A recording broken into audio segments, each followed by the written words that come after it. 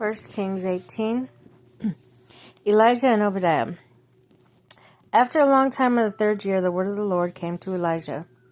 Go and present yourself to Ahab, and I will send rain in the land.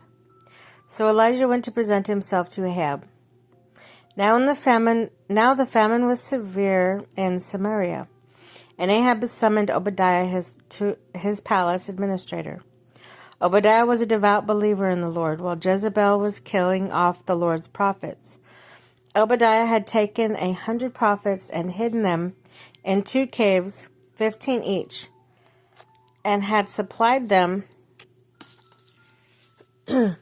with food and water. Ahab had said to Obadiah, "Go through the land and all the springs and valleys. Maybe we can find some grass to keep the horses and mules alive, so we will not have to kill any of our animals." So they divided the land, the land they were to cover. Ahab going in one direction, Obadiah in another. Obadiah was walking along, and Elijah met him. Obadiah recognized him, bowed down to the ground, and said, "Is it really you, my lord Elijah?" "Yes," Elijah replied. "Go get your master. Elijah is here." "What have I done wrong?" asked Obadiah, "that you are handing your servant over to Ahab to be put to death? As surely as the Lord God lives, there is not a nation or kingdom where master has not sent someone to look for you. And whenever a nation or kingdom claimed you, you were not there. He made them swear they would not find you. But now you tell me to go to my master and say, 'Elisha is here.' I don't know where the Spirit of the Lord may carry you when I leave you. If I go and tell Ahab and he doesn't find you, he'll kill me. Yet I, your servant, have worshipped the Lord since my youth. Haven't you heard, my Lord, what I did while Jezebel was killing prophets of the Lord? I hid 100 of the Lord's prophets in 2 caves, 50 in each, and supplied them with food and water. And now you tell me to go to my master and say, 'Elijah is here'? He will kill me." Elisha said, "As the Lord Almighty lives, whom I serve, I will surely present myself to Ahab today." Okay, Elijah's on the Mount Carmel. So Obadiah went to meet Ahab and told him, and Ahab went to meet Elijah. When he saw Elijah, he said to him, "Is that you, you troubler of Israel?"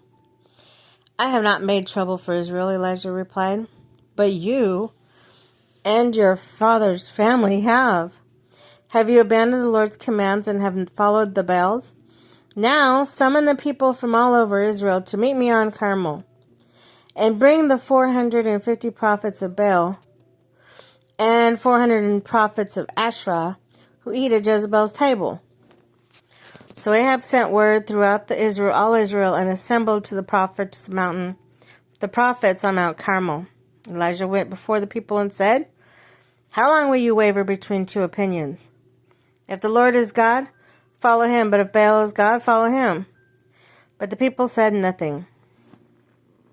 Then Elijah said to them, "I am the only one of the Lord's prophets left, but Baal has 450 prophets. Get 2 bulls for us.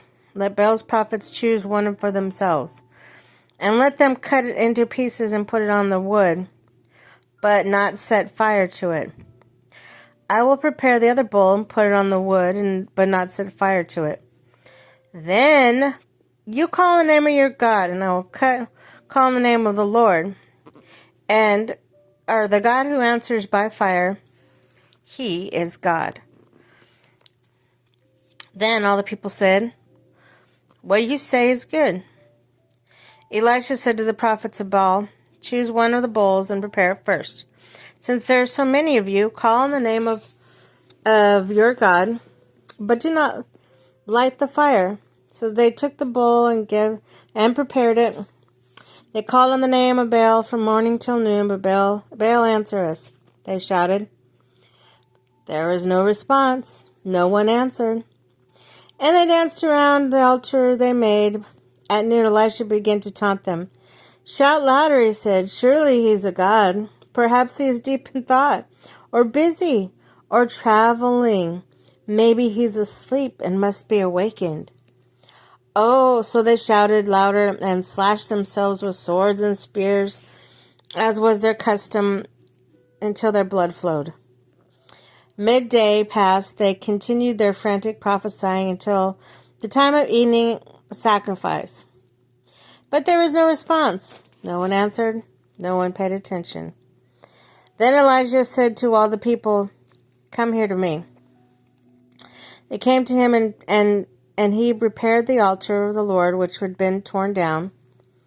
Elisha took 12 stones, one for each of the tribes of the descendants from Jacob, whom the word of the Lord had come, saying, "Your name shall be Israel." With the stones he built an altar in the name of the Lord, and he dug a trench around it large enough to hold 2 seahs of seed.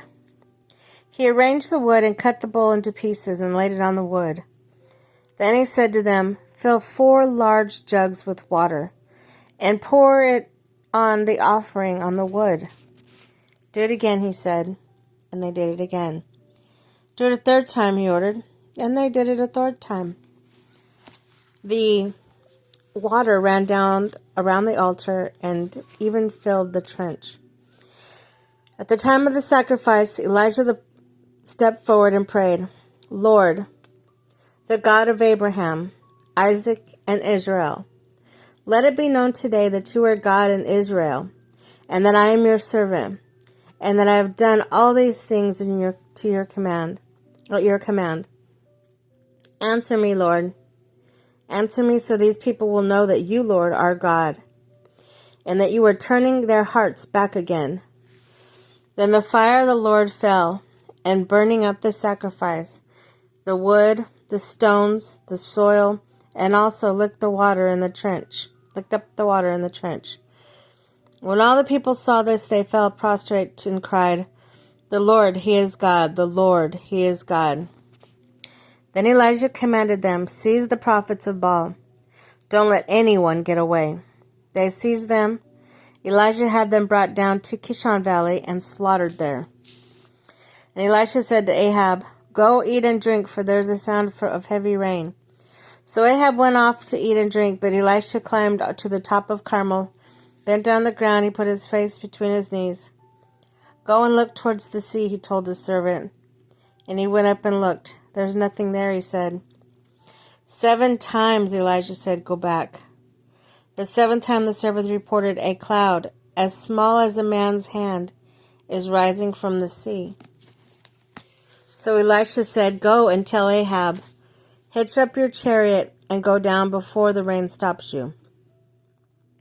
Meanwhile, the sky grew black with clouds, and a wind rose. A heavy rain started falling, and Ahab rode off to Jezreel. The power of the Lord came upon Elisha, and tucking his cloak into his belt, he ran ahead of Ahab all the way to Jezreel.